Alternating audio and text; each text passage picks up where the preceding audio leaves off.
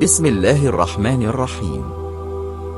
حضرت نوح علیہ السلام کی کہانی اسلامی ٹریڈیشن میں اہم اور مفصل کہانی ہے جس کو مکمل طور پر واقعہ سے مندرج کیا جا سکتا ہے۔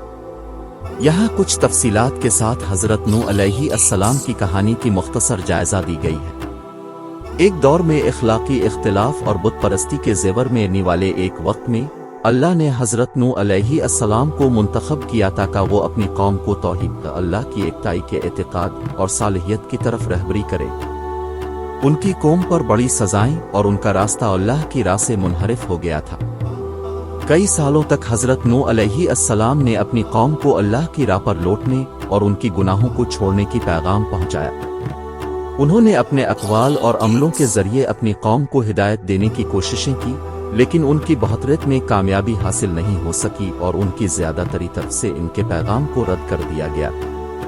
ان کی پیغام کو رد کرنے اور ان کی ضد میں بندرگاہ بنانے کی تعلیم ملنے پر اللہ نے ان کو معمولی سزائیں ملنے کی ہدایت دی اور ان کو ایک بڑے کشتی بڑا جہاز کی تعمیر کرنے کا حکم دیا تاکہ انہیں اپنے پیغام پر ایمان رکھنے والوں کو بچایا جا سکے اور مختلف قسم کی جانوروں کو بھی محفوظ رکھنے کے لیے اللہ کی طرف سے ایک شدید عذاب کے طور پر ارسال کی گئی طوفان نے زمین کو برابر کر دیا اور وہ تمام لوگ جو حضرت نوح کی پیغام کو نہیں مانتے تھے اس طوفان میں ڈوب گئے۔ جو لوگ کشتی پر تھے جیسے حضرت نوح اور ان کے متقدین وہ طوفان کی تباہ کاری سے بچ گئے۔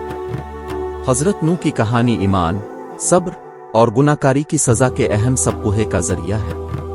یہ اللہ کی رحمت، توبہ اور اللہ کی راہ پر ایمان رکھنے والوں کو بچانے کی اہمیت کا خوبصورت مظاہر ہے۔ یہ بھی یاد رکھیں کہ یہ صرف کہانی کی مختصر تختی ہے اور مکمل کہانی قرآن کی سورت ہود اور سورت القمر میں دستیاب ہے۔